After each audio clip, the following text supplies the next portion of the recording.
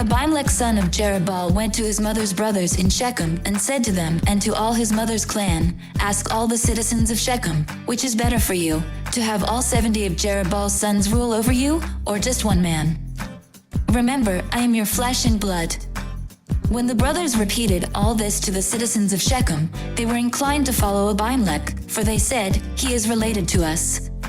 They gave him 70 shekels of silver from the temple of Baal-berith, and Abimelech used it to hire reckless scoundrels, who became his followers. He went to his father's home in Ophrah, and on one stone murdered his 70 brothers, the sons of Jerubbaal.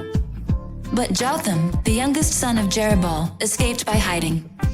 Then all the citizens of Shechem and Beth Millo gathered beside the great tree at the pillar in Shechem to crown Abimelech king.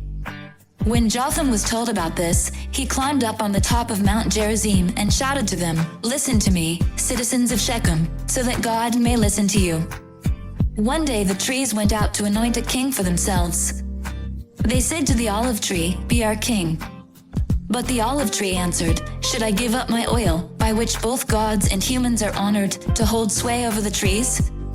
Next, the trees said to the fig tree, "Come and be our king." But the fig tree replied, "Should I give up my fruit, so good and sweet, to hold sway over the trees?" Then the trees said to the vine, "Come and be our king." But the vine answered, "Should I give up my wine, which cheers both gods and humans, to hold sway over the trees?" Finally, all the trees said to the thorn bush, "Come and be our king." The thorn bush said to the trees, "If you really want to anoint me king over you, come and take refuge in my shade. But if not, then let fire come out of the thorn bush and consume the cedars of Lebanon." Have you acted honorably and in good faith by making Abimelech king? Have you been fair to Jerubbaal and his family? Have you treated him as he deserves? Remember that my father fought for you and risked his life to rescue you from the hand of Midian. But today you have revolted against my father's family. You have murdered his 70 sons on a single stone and have made Abimelech, the son of his female slave, king over the citizens of Shechem because he is related to you.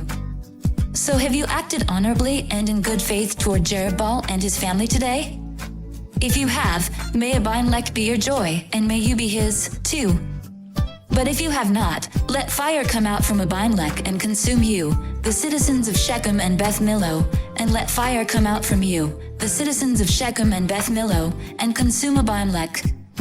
Then Jotham fled, escaping to Beer, and he lived there because he was afraid of his brother Abimelech.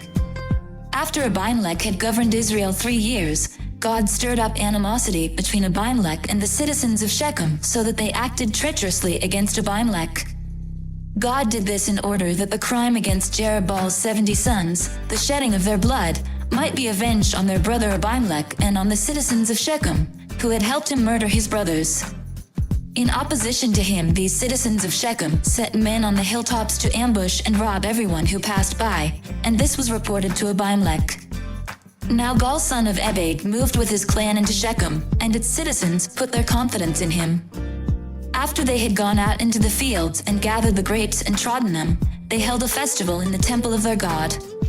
While they were eating and drinking, they cursed Abimelech. Then Gaal son of Ebed said, "Who is Abimelech, and why should we Shechemites be subject to him? Isn't he Jerubbaal's son, and isn't Zebul his deputy?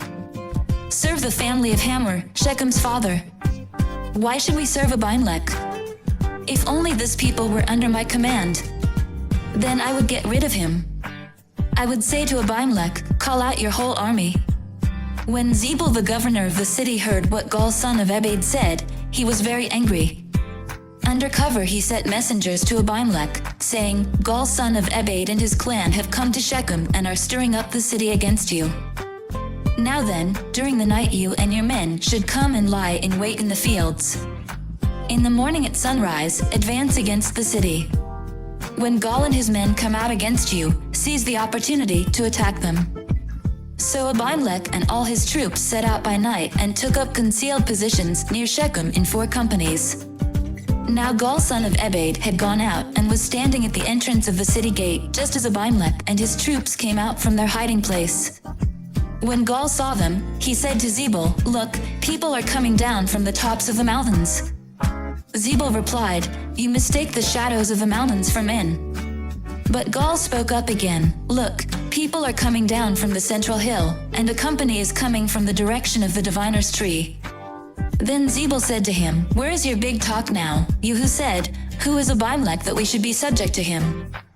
Aren't these the men you ridiculed? Go out and fight them. So Gaal led out the citizens of Shechem and fought Abimelech. Abimelech chased him all the way to the entrance of the gate, and many were killed as they fled. Then Abimelech stayed in Arumah, and Zebul drove Gaal and his clan out of Shechem. The next day the people of Shechem went out to the fields, and this was reported to Abimelech. So he took his men, divided them into 3 companies, and set an ambush in the fields. When he saw the people coming out of the city, he rose to attack them. Abimelech and the companies with him rushed forward to a position at the entrance of the city gate. Then 2 companies attacked those in the fields and struck them down. All that day Abimelech pressed his attack against the city until he had captured it and killed its people. Then he destroyed the city and scattered salt over it. On hearing this, the citizens in the tower of Shechem went into the stronghold of the temple of El-Berith. When Abimelech heard that they had assembled there, he and all his men went up Mount Zalmon. He took an axe and cut off some branches, which he lifted to his shoulders. He ordered the men with him, Quick! Do what you have seen me do. So all the men cut branches and followed Abimelech. They piled them against the stronghold and set it on fire with the people still inside. So all the people in the tower of Shechem, about 1,000 men and women, also died. Next Abimelech went to Thebez and besieged it and captured it. Inside the city, however, was a strong tower, to which all the men and women, all the people of the city, had fled. They had locked themselves in and climbed up on the tower roof. Abimelech went to the tower and attacked it. But as he approached the entrance to the tower to set it on fire, a woman dropped an upper millstone on his head and cracked his skull. Hurriedly he called to his armor-bearer, Draw your sword and kill me, so that they can't say, a woman killed him. So his servant ran him through, and he died. When the Israelites saw that Abimelech was dead, they went home. Thus God repaid the wickedness that Abimelech had done to his father by murdering his 70 brothers. God also made the people of Shechem pay for all their wickedness. The curse of Jotham son of Jerubbaal came on them. Come follow me, and I'll send you out to fish for people. I hope and I pray that the Spirit of God, the Almighty, is with you, and that His Son and His Holy Spirit bless you and your family throughout eternity.